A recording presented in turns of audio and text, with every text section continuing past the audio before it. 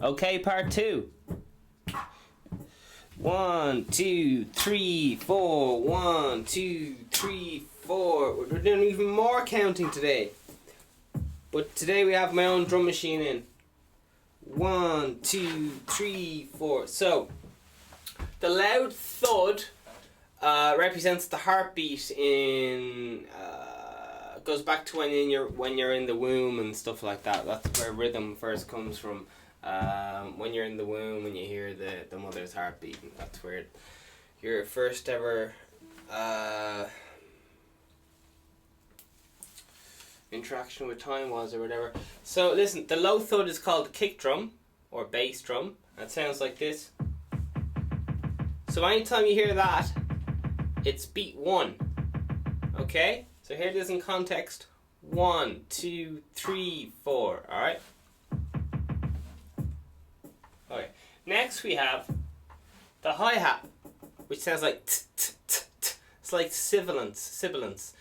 When you say stuff like say, stuff, science, that kind of harsh sound. That's a hi-hat. So on the drum, you hit that with your hand, and you hit the loud drum with your foot. So it'll be 1, 2, 3, 4, and then there's that crack, which can either be, in this case, it's a can clap. So we have your mother's heart on beat 1, and then we have everyone gets together and do a clap. And then we have some high information there. So this one here, 1, 2, 3, 4. Okay, this one only happens. The clap only happens on beat 3, and this low thud here only happens on beat 1 in this situation. So where are we here? 1 and 2 and 3 and 4 and so on. Okay, so I'm going to play it and we're going to count it together. So we will be doing that in a few moments. We will be experimenting that, and just for my own reference, the patch is number 165. Okay, anyway, at 90 BPM. So we're going to be doing even more action-packed stuff today. We'll be doing this again, but what we'll be doing in today's lesson, you can already have a look there at the screen if you would like. So we'll be practicing over the next few lessons this strumming pattern, which is right here at the bottom. That sounds like this: 1 and 2 and 3 and 4 and okay, 1 and 2 and 3 and 4 and so that's a down strum on beats 1, 3 and 4, and an up strum on the and after the 4. Okay. Woo! Vegan Stephen, here we go. So we have 3 chords, very exciting stuff. 3 brand new chords we're learning today. So hopefully you guys already know you've gone from the start of the course. Who knows? We're not all. Sometimes if you're feeling cheeky, you'll skip right to the end. So we'll see what happens. So on the screen there, you can see 3 brand new exciting chords. I absolutely adore these chords. I'm not gonna lie. I really love these chords. They sound like it's E7, A7, and D7. Alright, so very lovely, luscious sounding chords. Here's the chords we've been learning for the last few lessons. Okay, we got E and A and D. Okay, now we're going to listen to all them chords again, but this time it's going to be the 7th version, okay, which are the 3 chords we learned today. So once again, here's major, E, A, D. Alright, this is some good ear training for you. Now here's the 7th versions of those. E7, A7, sounds kind of suspenseful, and D7. So once again, E, I'll do them side by side now. So here's the 2 E's, E major, E7, now A major, into A7, now D, into D7. Alright, so, I love these chords, excellent for jazz, and just, to be honest honest, I don't really play much jazz, but normally if someone says to you, I'll make it a little bit jazzy, you just put one of these 7, you just swap out one of your regular chords in that blues format for a 7th, and it just adds extra sense of class to the piece. It's very nice. I just like it. This is just me keep saying it's very nice again and again and again, or boosting the audio up to number 8 there. We're going to see how we get on with the new audio levels. Okay. So we're going to learn these, and we're going to go through the fingering of all these, and then we're going to go over the string names, and I'm going to remind you, and hopefully if we have time, we're going to go through all the different pleck types, okay? So we're going to go through your standard Tortex, I think it is pronounced, plastic, which is used as a plectrum, your fingers and how they sound, and then a coin, a metal coin, standard enough currency. Alright, we're still working. Just touching the mic there. Say hello to you. I wanna interact. Alright, I think this might be lesson 7 perhaps. So I'm doing a recap of what was done in lesson 4, because lesson 4 is now up there for everyone. If anyone wants to hear lesson 4, it was just changing strings and so on.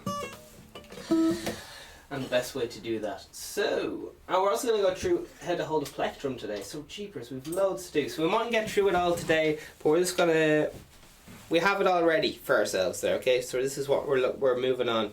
You're after progressing from your 3 basic chords, and now we are going to learn 3 new chords. Alright, so we won't do the plex just yet. Okay, let's get into how we do these 7th chords. This is really interesting. Or shall we not? I keep playing with your hearts here. Okay, so listen. I have in my hand some items, okay? So I have a plectrum. I have 1 plectrum. This is one of my favorite types of this is a 0.71 millimeter plectrum. I have a 10-cent coin in my hand, and I'm going to use my thumb. Okay, so what do these 3 options represent to you guys? You will be able to hear with your own ears. I'm very excited for you guys personally, because I always wished I had a teacher like me. I know that sounds very kind of I'm just basically teaching right now what I wish people had taught me, like all the lessons I wish I'd known, and I was kicking myself like, how did I not see this? It was right there in front of me all these years. So that's what I'm giving back to the universe here, and we're gonna see what happens. And maybe someday in 10 years some lad will come up to me in a coffee shop and say, "Are you that vegan Stephen lad?" And I'll say yes, and they'll say, "Geez, you're some prick, but I liked that guitar lesson you did. You taught me how to play guitar, so fair play to you." So that'd be nice someday. Okay, here we go. Anyway, so 3 options that you can use, all equally equal. We have the original guitar players back from the lute days, which is one of the earliest versions of the guitar. Things like lute, mandolin, and we can look into all the different reincarnations. Would that be the word? Reinhabitations, recreations, evolution, the evolution of guitars. Alright, they use their thumb, okay? So you can use your thumb as in a plectrum style, going up and down. Now you see this sound hole right here? That's like the speaker that lets all the sound out of the guitar. So ideally you want to be behind the speaker, because if you put your hand in front of a speaker, even in the car, it's going to sound a little bit like muffled, and this is how the guitar sounds. But if you take your hand away, it's no longer muffled and you can hear it clearly. So that's an exaggeration of what would happen if you play with your hand over the sound hole. So as we go, this is like a built-in EQ. So what is an EQ? Do you know in your car you have, do you know like some people have low voices and some people have high voices and some people have in between? So you can change your guitar to having a high resonance or a low resonance, just like an old man going, "Hey, how are you getting on there?" That's like your granddad. And then or maybe your little sister's like, "How are you getting on there? Oh my god!" So if you want a higher resonance, you go back here towards the bridge, okay? So let's have a little listen to that high resonance. I'm going to play this on the E string, okay? So it's going to sound quite scratchy because I'm using a plectrum and so on. So that's quite a percussive sound. So that's another thing to take into account when you're using a tool. But I'm going to... Yeah, I'll keep using the plectrum just because it's a little bit easier to hear. So it's quite percussive. And it's quite tinny, isn't it? Now what we're going to do is we're going to play the opposite end, even past the fingerboard. Do you hear how lovely and woolly and warm that sounds? You're still getting that scratchy sound of the plectrum. I'm going to switch now to my thumb. Oh, that was gorgeous. Listen to that. You can listen, that could put you to sleep, man. A little bit slower. It's like the Angeles. I'm doing an audition to get into the Angeles on the RTE News, by the way. I have to stand and look puzzled into the sky. They said I wasn't. They said I wasn't funny though. So I don't know what that means. If they said I wasn't funny, so I guess that means my career is having a podcast every day is over, according to the Angeles people. Anyway, here we go. So here's the warm sound of playing back here. So once again, this is trebly, like all those high frequencies, and this is low, like an elephant or an old man talking, or someone just really low. This is right. High, low. Okay. The lower down the neck you go towards the headstock, the lower the pitch is going to be. All right. Let's listen to that. That's low, open string. As we go to the first fret, it's coming up. Alright. And then as it goes right into the sound hole, the pitch is very, very high. And that's the same for all the strings. And that's how the fingerboard works. All you're doing is creating a smaller, I think the word is a nodal point, or okay, we're increasing the cycles the string has per second. Okay, so yesterday we talked about how if you hit an open string, it goes around in a circle 440 times per second. Now if I go up to, and we can actually, this right here in my hand is, and it's even written down there, I don't know if you can see it, says 440 on. So let's listen to this tuning fork. You always see this in cartoons. Do you hear that? Can you guys hear that?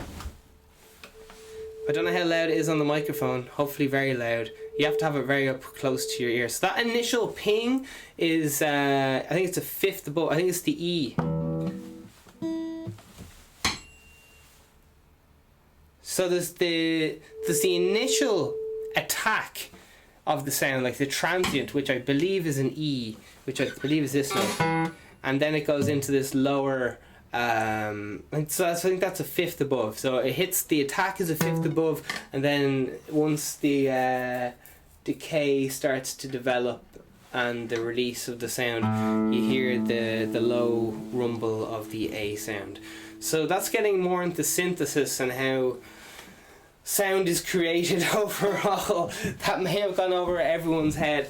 I never did physics for the Leaving Cert or in an exam. I've never done a physics exam of any kind, so I don't know how to reteach physics, but I think it's best just to sprinkle a little bit of physics, because music is just maths when you look at it or listen to it. So listen, that's A440, which is the same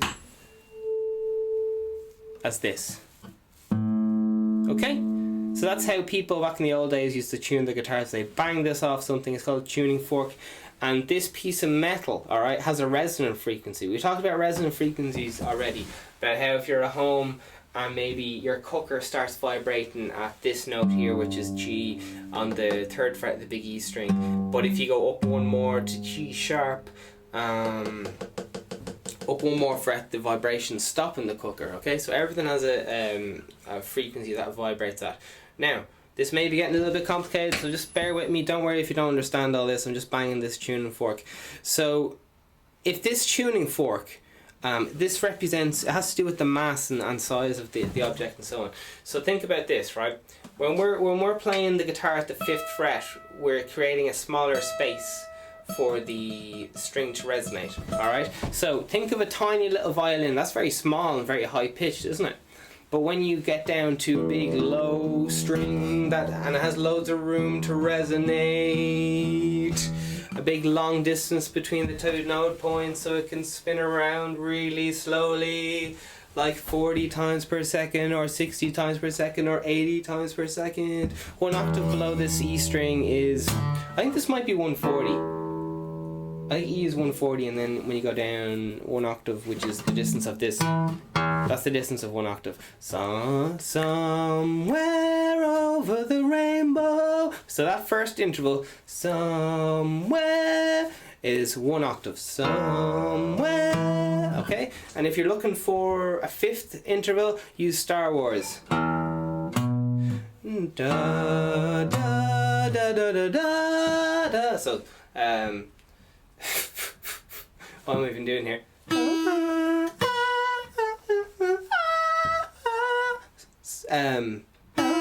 So that's a fifth, and then you have your octave. So they're the most important two. We can do fourths another day.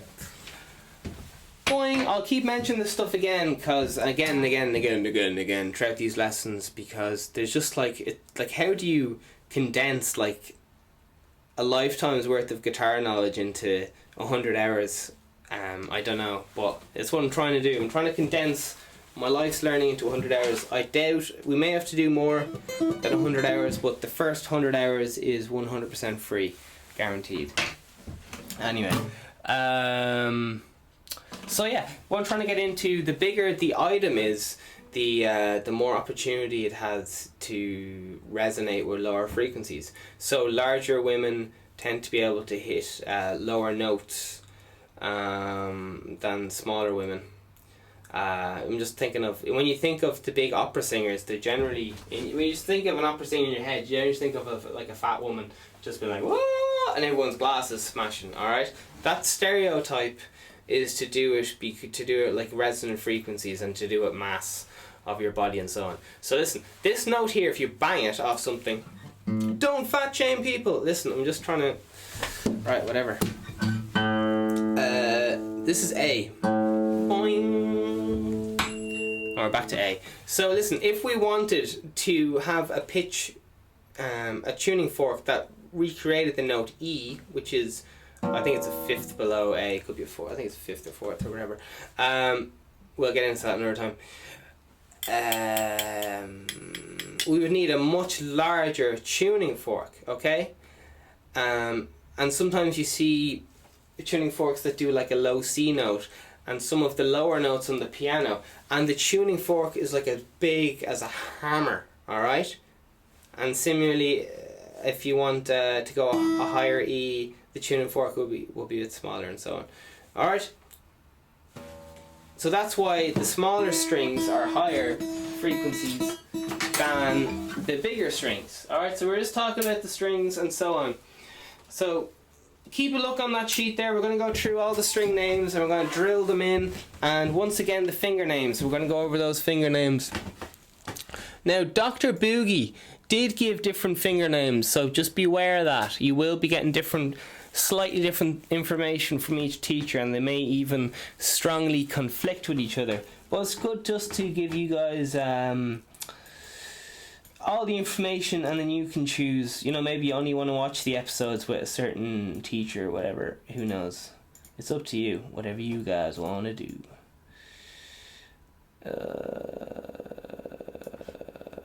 Okay. Here we go. So here is the comment below if you want me to talk more about a certain subject. Here is the three. We have one plectrum here, okay? This is a 0.75 millimeter plectrum, okay? So that means it's 1 millimeter, okay? And this is 0.7 of 1 millimeter, okay? So here we go. Let's hear how this sounds. So we're just going to play, what will we play? We'll just maybe play the big E string and then the little E string. That seems fair enough. Right, let's try that with all of them. So here goes the plectrum. Now these are made out of plastic. So let's try this. Big E.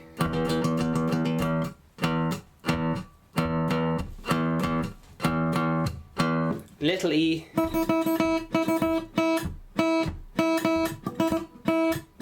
Alright, let's try with our thumb now. Same exercise.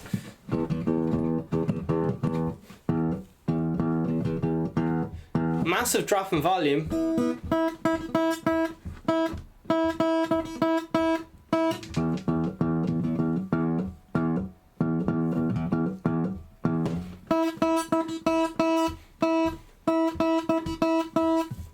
Let's go, and now we're moving on to the 10-cent coin. Got to be a massive rise in volume here, I'd say.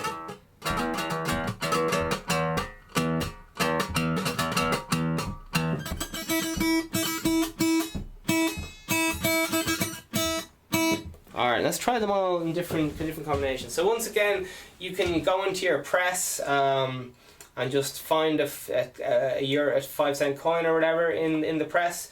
You can also get a piece of any old credit card or anything in the house. You can chop it up with a scissors and then rub the edges on a carpet or a little wall to fine tune it out. Or else finally, if you don't have 10 cents and you don't have a piece of old leap card or an old credit card to turn into a plectrum by cutting it up with the scissors and fining off the edges on the wall, you can finally use your thumb as a plectrum, just the side right here where the bend is as a plectrum.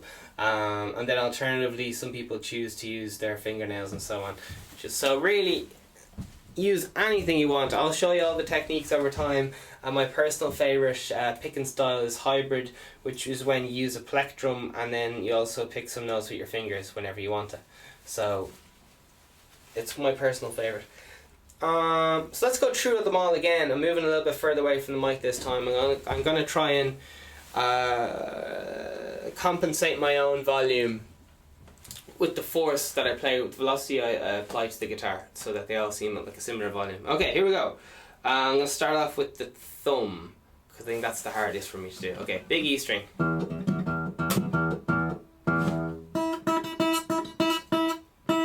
Plectrum.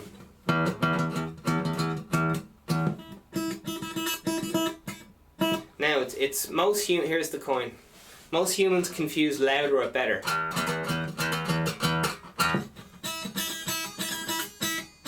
Going back to the thumb, so don't confuse louder or better, it's just different. They're all focusing on different frequencies in the harmonic series, which is how equalizers work. Because in every single note there's all the harmonics, there's not just this note, there's,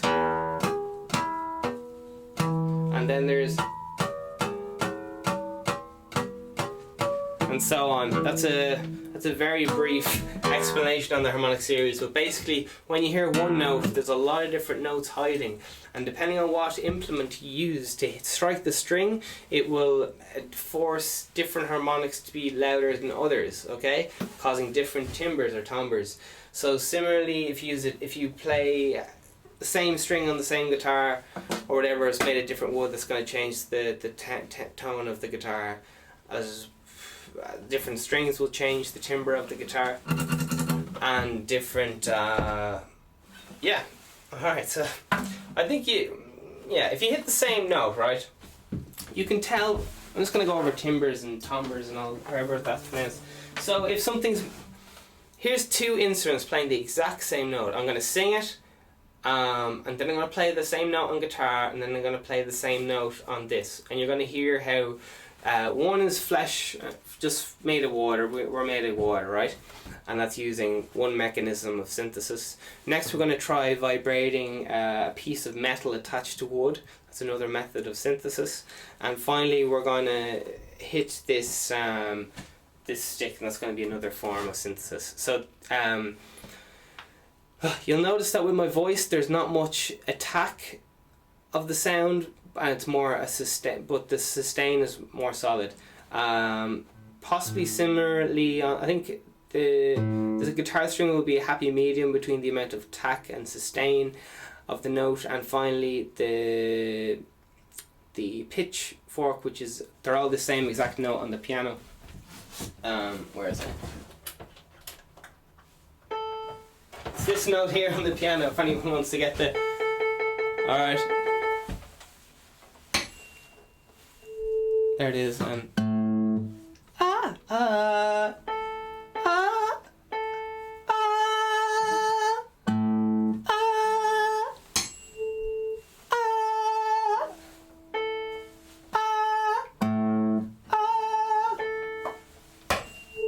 Alright? I'm probably the least consistent of the lot, but sure, look, that's what happens when a human's singing a note.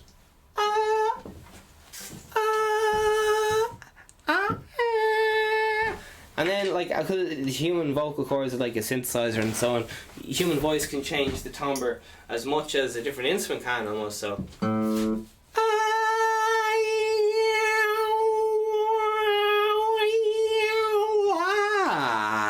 I dropped an octave there, but hopefully you get the idea on some amount. So just for the crack again, I'm gonna play these 3 chords using the 3 different items. Okay, so I'm using a little bit more context just so you at home can decide which you would prefer.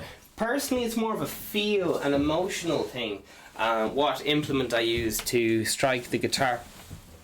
Well, I like using my fingers at the moment because I got very kind of upset because I kept believing that I needed a certain guitar to be good at guitar. So I was like, no, I'm just gonna focus on my own brain and my own everything, and I'm just gonna use my own fingertips, or else yeah, because it's not about the guitar, it's all about the fingers, and it's not even about the fingers, it's the person behind it.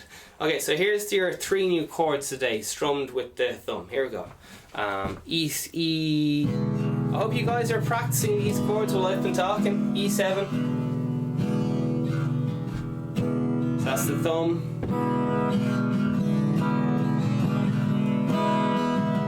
Here's the plastic plectrum. A lot more higher frequency content in that, much sharper sound. You can really hear the percussiveness of that plectrum going across the string. And finally we have the coin. Even more, I really like that, I must say.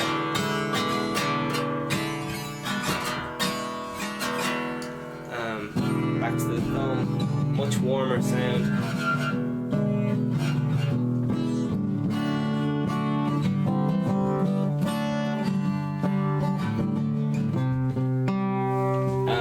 Alright, so that's your 3 options there.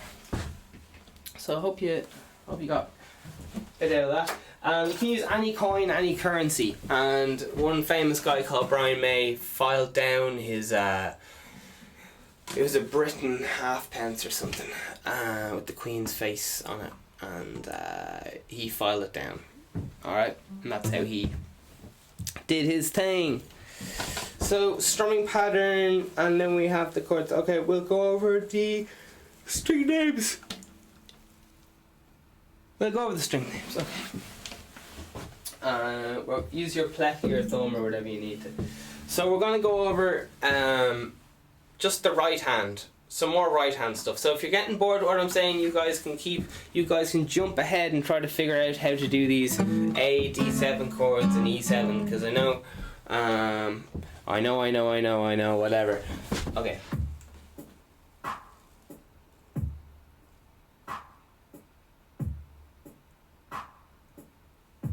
Okay, that's the drum beat. Here we go. So we're gonna have a go at our new chords. Alright, it's time. Alright, here we go. Just before we do that, we're going to go over our string names and our finger names. Okay, so for these chords, we need 3 fingers. Okay, we need our index finger, which on the paper is represented as number 1. On the piece of paper, we also need a black dot is filled in, and that says a number 2 on it, and that represents our middle finger. And the final finger we need for today is our ring finger, which is represented by a 3 on the piece of paper there. For people listening to this, you can simply Google E7, A7 and D7 at your leisure. On the screen I also have a strumming pattern which is written down as I think I've already described it, the blues form in A and the string names. Okay, so we're going to go over the string names, so play along.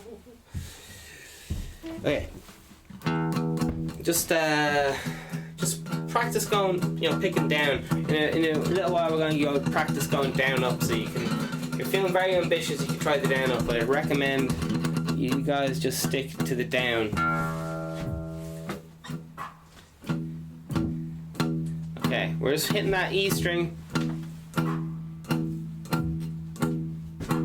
and I'm gonna have to go into how to hold the plectrum. Okay, here's how to hold the plectrum.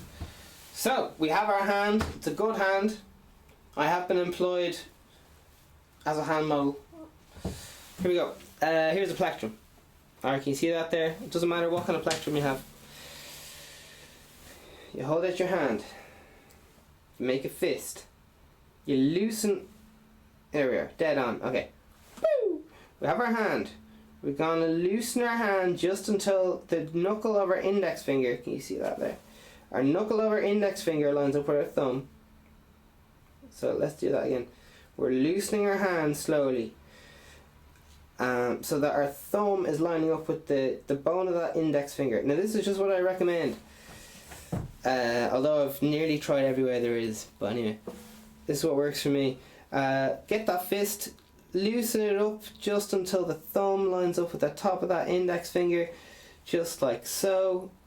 There's a bit of a gap there you can see in my hand. A little bit of a gap. Could I fit anything in there? I don't know. Now, the plectrum goes right in like a so, and that's it. You can either move it. I'll do that again. Don't worry. You can either move it with the wrist or the forearm, or a combination of both. All right, and this is the movement.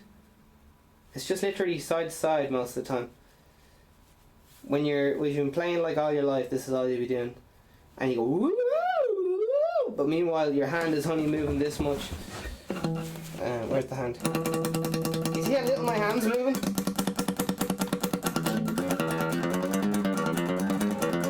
Okay, my hand's barely moving.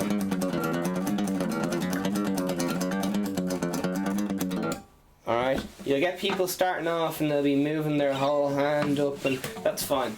But you need to be, if you want to play for feckin', when I'm doing rehearsals, it's at least for 5 hours straight.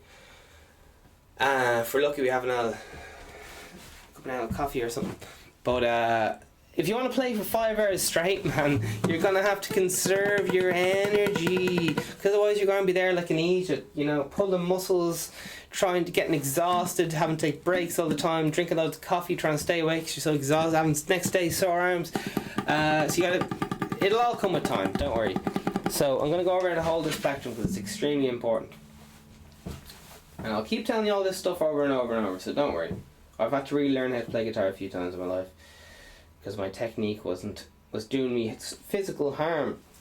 Alright, so I'm loosening up my hand, I'm sliding in that plectrum. I know this might be a bit blurry, but sure, look. And that's it. Alright, here's my hand. You gotta make sure that there's no stress anywhere, or you will pull a muscle, baby. Alright, and this is the motion. Just get that G string and strike it down, up, down, up, down, up, down. We get a close up here of the E string. This is an exaggerated motion here. So really it's just this hand moving sideways, really, just even that much motion. And that's why you need a plectrum which won't have a conversation with the... A plectrum that won't have a conversation. Just demonstrating the holding the plectrum different angles just so you can see it, because this really confused the hell out of me. So when you have the plectrum here, okay, you want to have it pointing directly into you. So the plectrum is facing into you, and then you're holding it like so. Hopefully, I'll get a pink plectrum. Hopefully you can see that better. Pink plectrum. Okay. All right. All the angles. If you're looking ahead, keep practicing with your blues form there. Keep practicing with your A, D, and E7. So I haven't showed you yet. We're going to find out if you're right. Okay. So finger names. We have our finger names. Index 1. Middle finger 2. Ring finger 3. Alright. Here we go. So we're going to have a look at these new chords now that we know how to hold our plectrum. Pointing towards ourselves. Okay, do you see this motion here? Your hand needs to be resting, relaxed on it. Here's my motion.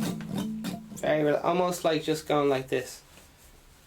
so relaxed. When you start playing guitar, your boss has been shouting at you, your fucking kids are screaming at you, and you're fucking stressed out of your mind. You start to get stressed out. You're like, oh, I just need to play guitar to relax. You go to the instrument all stressed out, and then you pull a rock and roll muscle. You pull your crowd surfing muscle or something. So you got to make sure that be aware of all these knots of tension, because it can. Oh Jesus, there was a crack there. If you're very lucky, you'll have someone to massage you. If you're very lucky, but we're not all in that position. It's recommended though for high performers.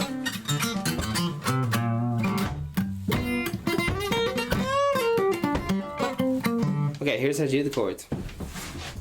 Can you lovely people see the chords? Okay, here we go. So we're going to do E first. String names. We got big E, we got A. You can see on the chart there, okay, the biggest string is the big E and the smallest string is the little e, as you can see on the chart there, okay?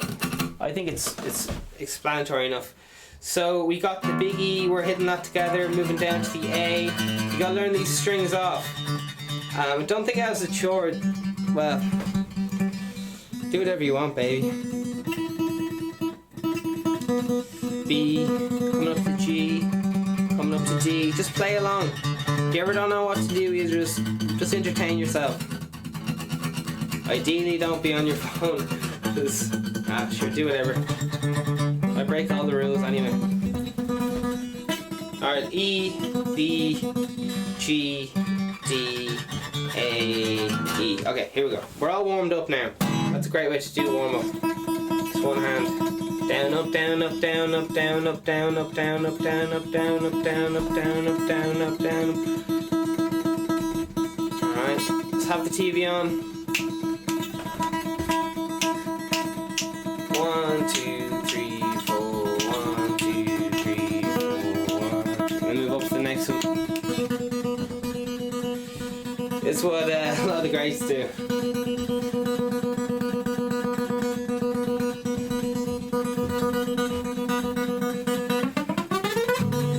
Incorporate the other hand if you want, but we won't get into that just yet. So yeah, moving on, and back and forward, we got our E string, E7 chord. Alright, now for E7 chord, we're going to replace this in our blues cycle, these 7th chords, with our regular chords, which we've been doing for the last few weeks. So feel free to interchange them and so on. Now traditionally what people do is they'd only introduce the E7th chord as a substitution on the turnaround there instead of E, to add forward momentum to the song by adding that instability, so then you get that super stable comfortness when you get back to that powerful A chord, which is the old tonic.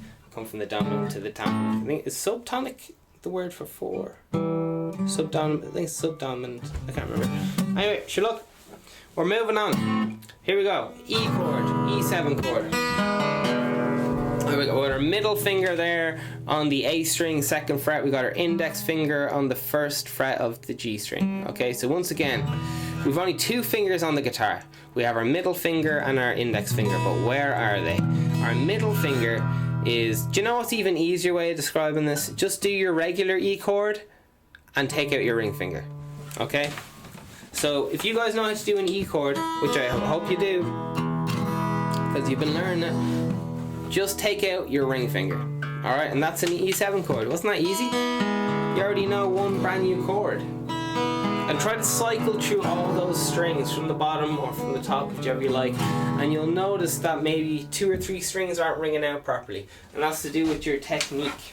Alright, your fingers and your calluses are still working up. That'll take another few weeks, people, but just keep doing your best. If you can, learn on some classical Spanish guitar, get a cheap one out of some charity shop or whatever. There's no need to pay a lot of money, less than 50 anyway. You can always get spend a few grand on a guitar if you want in a few weeks time.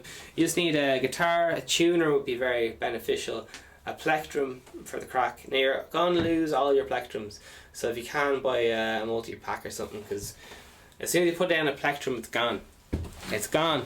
They run away. So can you see this tuning fork here? So this is the kind of right angle we want to be approaching the guitar from. In a severe knuckle bend there in the first knuckle on that index finger, alright? See this? In and out. Because what happens is people are lying their fingers on the guitar. Lying their fingers down, lying their fingers up. And that's muting the other strings. Okay, I'm just going to play this note here. One note, can you guys see that? One note on the guitar. And now I'm going to try and play the string below it. They're both the same note, by the way, so maybe this wasn't a good example. And as I start to line my finger on the guitar, it mutes the string below, so you can hear where there was once a nice lovely open string, you're just hearing this muted sound now, which sounds nice, but it's not the sound we want in this situation. Okay, so when you kind of lie your fingers all over the guitar instead of being in and out, making direct points of contact on the frets, it's only your fingertips are what should be on the guitar. And then there was somebody writing in going, what's this part of your hand? Palm right or something, and people saying it's okay for palms to right. It's okay if your palms go into. Alright, we gotta keep moving. I'm not talking about politically correctness right now. That's for the morning show. Right, we got E7. So that's very handy, isn't it, ladies and gentlemen? You already know your E chord, so you want to do E7, just take out that ring finger.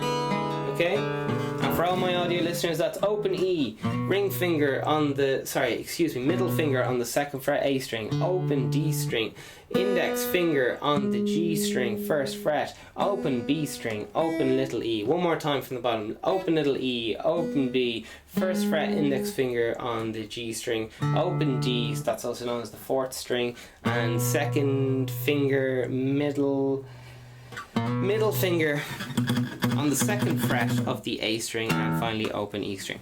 That is your E7 chord. Alright, now on to our next chord we have is A7. Now be careful with this chord because a lot of people do this wrong. You're welcome to do it any way you like, but here's how I would recommend doing it. Because when it comes to learning all the chords, this is the best way for learning all the chords as fast as possible using this finger here. So we're only going to use 2 fingers. We're going to use our middle finger and we're going to use our ring finger. So our middle finger goes on the D string 4th fret and our ring finger goes on the B string 4th fret. Should sound like this. Alright, so we've got 2 fingers on the guitar once again. Our middle finger, which is finger 2, and our ring finger, which is finger 3. And we're going to play it from the top. So we got open A, D strings, we got something on the 2nd fret there, middle finger, we got open G string, sounds gorgeous, middle ring finger in fact on the B string 2nd fret, and open little E string.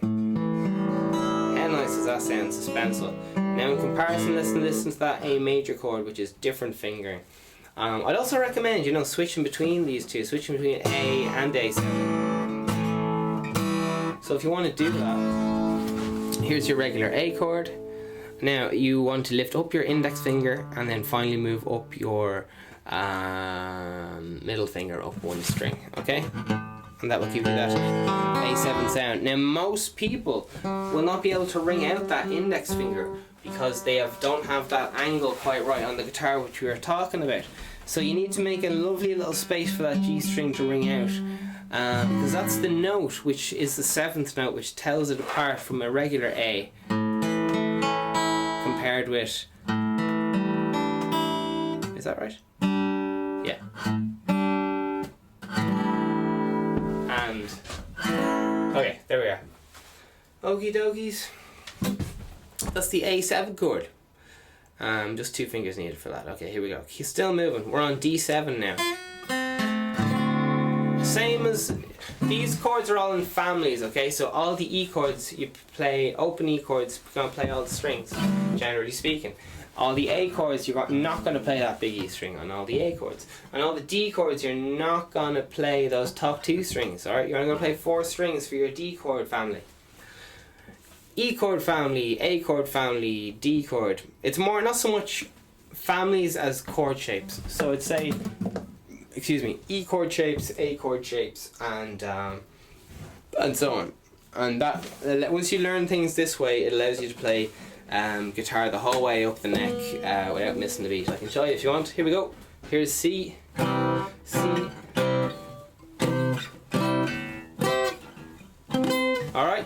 same chord the whole way up the neck. How did he do it? I'll show you. But not today, because you're still got your training wheels on, unfortunately. It's going to take a lot of hours. Alright, here's our D chord. Okay, we're on D7. Dudes and dudettes. So I call this a triangle as well, because you remember, it looks like a triangle, excuse me. So we need our index finger, middle finger and ring finger. For this one, we're only hitting 4 strings. That's the 4 strings close to the bottom. You can see by our chart there, the big E and the A are the 2 strings which we will not be hitting today. Alright, we got our middle finger here on the G string, 2nd fret, our index finger on the B string, 1st fret, and finally our ring finger on the 2nd fret, little E string. How's that sound? Sounds gorgeous. Again, the primary mistake which people make in this is bad finger placement. I don't know if you where's the camera there? There it is. Whee! There's the camera. So they tend to, here's good form and then here's bad form, lying on the guitar in angular motion instead of that kind of sharp right angle. Where are we going here? Alright. Okay, so middle finger, G string, 2nd fret, index finger, 1st fret, B string, ring finger, 2nd fret, E string, and finally that open D string. Alright, so once we get comfortable with all these chords, and in your own time, I'll go through it with you as well in the near future. Change between, it's so gorgeous when you do stuff like this. Listen to, when you go from A to A7 to D to D7 to E to E7 to A. Did you hear that? And all we did was we just went from the chords we learned last few days, to the new chords, to the 7th chords. We transitioned. So you can see, for example, there in our blues, how we might implement these techniques is in our blues program right here. Okay, so we got A, so we want to be playing A for the 1 and 2 and 3 and 4. Okay, we got another D coming up, so we're just using 3, those chords. Now we got 2 bars of A, so maybe we could use an A7 in bar 4 for that one. Okay, so let's try that one out. We're on bar 3 and 2 and 3, and we want to change it up, so we're going to change the 7 to, and it really opens it up, adds suspense going into D for bar 5, 1 and 2 and 3 into D7, 1 and 2 and 3, and back to A into A7. Let's try going to E7, 2 and 3 and 4 and D7 and 3 and 4 and A7 and 2 and 3 and 4. You can just make up your own mind and also kind of improvise to the extent where you throw in your own passing notes of 7ths. And for some reason the camera has shit the bed. Camera has shit the bed, yeah. But that's okay, cause we're getting the camera back, yeah, oh yay. Make sure you guys comment below to help influence the direction of these guitar lessons, cause I may be focusing too much on one thing and not enough on another thing, but I won't know unless you tell me. So have your voice heard. Have your voice heard, and comment, interact, share, all the things. Oh yeah. Did I mention buy the merch? Check the links below for all the latest merch stuff. We got Create Now merch. You can buy your own white instruments, and then you can write your own names on it and so on. And we got the hats for sale, we got the unisex clothing line and stuff for sale. It's all the best of the best as regards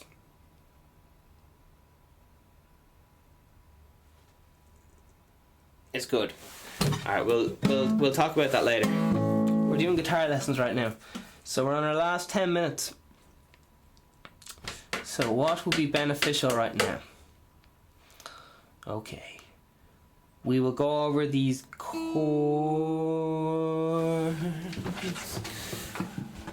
Alright, what's all the parts of the guitar? Hopefully this might be the last day we have to do this. Alright, what's this thing called here? Sound comes out of. Sound hole. This thing here, which I have, you can't really see there, but there's a thing there to protect the guitar from pleck damage, and that's called the pickguard. Then we have this here you walk over, it's called the bridge. And then we have one of these things here, which just keeps the guitar in tune. The tuners. What's the support mechanism that helps with the bowing of the neck? Truss rod. I think it's TH or USS space ROD. It's just a bowing mechanism. You can adjust the bow. It's kind of like an archer, and you can adjust how much the archer is pulling their hand back, and that it needs to be adjusted depending on the season, because the wood will expand and contract and expand. I don't know which word goes first traditionally. But that's the crack with that. Guitars can be made of all kind of woods, alder, mahogany, either of those two woods. And it's usually to do with a hard wood that can be easily sourced at the right price. It's not necessarily to do with the best wood that could possibly be used. And also, what's very, very important is how easy the wood is to work with. Because when someone's building a guitar company,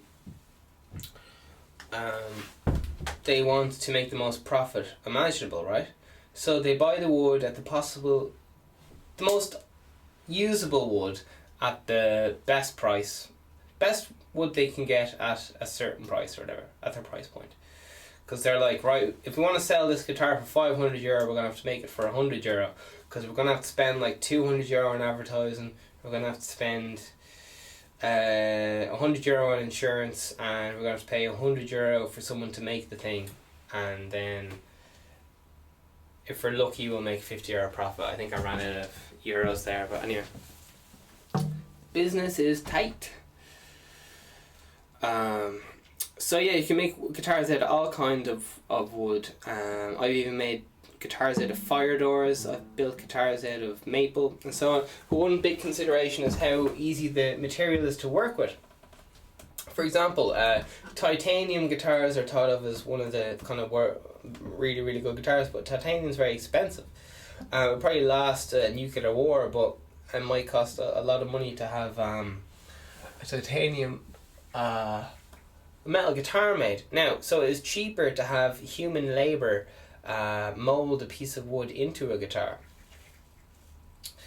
Now, the tools they use are like hammers and screwdrivers and what are those things called? Chisels and so on. I can show you some of the tools here which we use for making the instruments.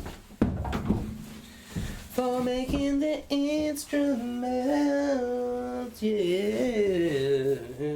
So the Vegan Stephen Crate Now product line will all be checked out by myself, and all the products will be tried and tested by myself. As regards,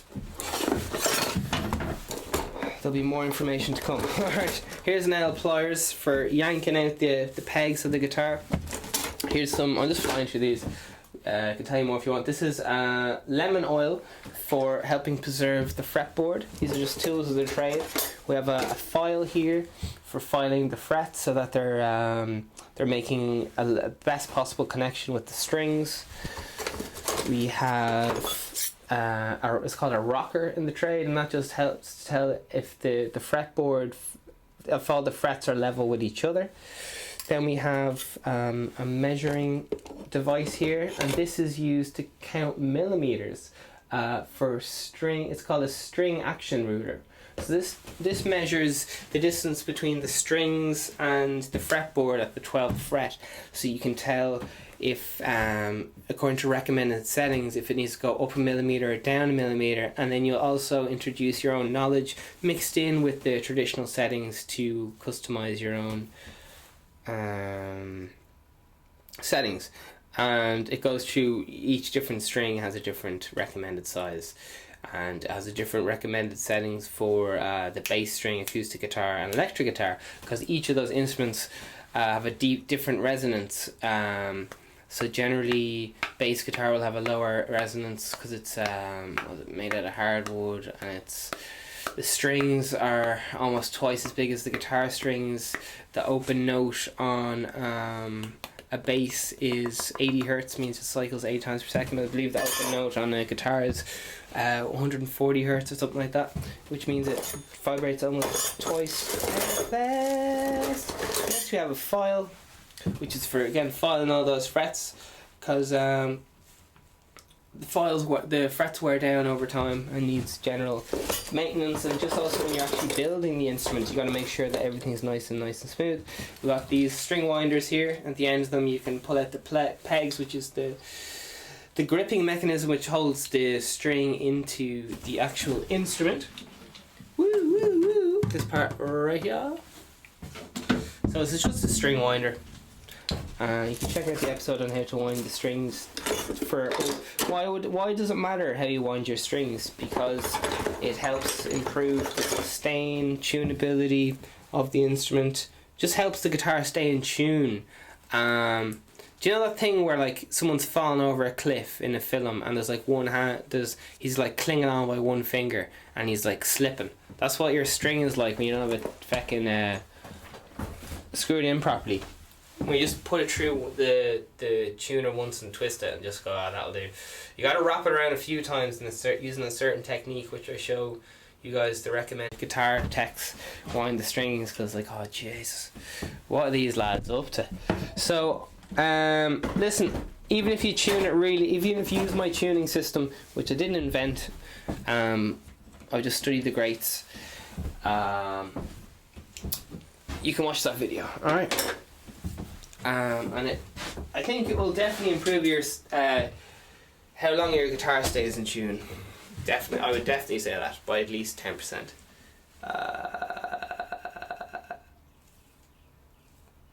Okay.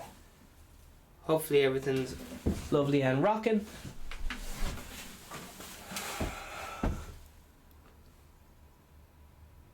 Okay. So we gotta go. Keep practicing your strings. Alright, if you can, try to create some cool games for yourself. We're going to go over these chords and how to finger them, and then the next day we'll probably, once you've practiced yourself, we'll be ready for the next day to use them in our blues cycle. Alright, in our next lesson. This is around lesson 6 or 7 or something. Alright, E7. We'll need 2 fingers for E7. We need our index finger and a middle finger. We're going to put our middle finger on the A string 2nd fret. We're going to put our index finger on the 1st fret G string. So where are our fingers? Middle fingers on the A string 2nd fret and index fingers on the 1st fret G string, okay? Just play up and down play up and down all the strings and make sure that they're all ringing out. And if they're not ringing out, it's either that you're not pressing down. You gotta make sure your finger is right up to the fret, but not touching it. You want a 1 plectrum's distance away from the fret. I'll show you an example right now. Here's a plectrum. Here's the fret. Where are we? Here we are. So go right up to that fret and leave 1 plectrum's distance. That's a plectrum there. 1 plectrum's distance on its side from touching the fret. So you're pretty much just touching the fret. Pretty much, alright? Going right up to it. So what I'm saying is, go right up to it, but don't kiss it. And definitely don't go over the fret, because that introduced muting. I can give an example of what muting sounds like now. Here's an open string, and here's muting being introduced. The note is getting dull, and I'm going to take off the mute. Okay, so that's what happens when you go over the fret, okay? ultimate tone. Get right up in there. That's what I'm talking about. Okay, questions below. That's all for today. So we just went through how to hold a plectrum. That's so important. Index finger and thumb only, and keep that position going. There's loads of bad habits you can get into, and I'm keeping you guys in the straight and narrow. Alright, that's it. I gotta go. Goodbye. Goodbye.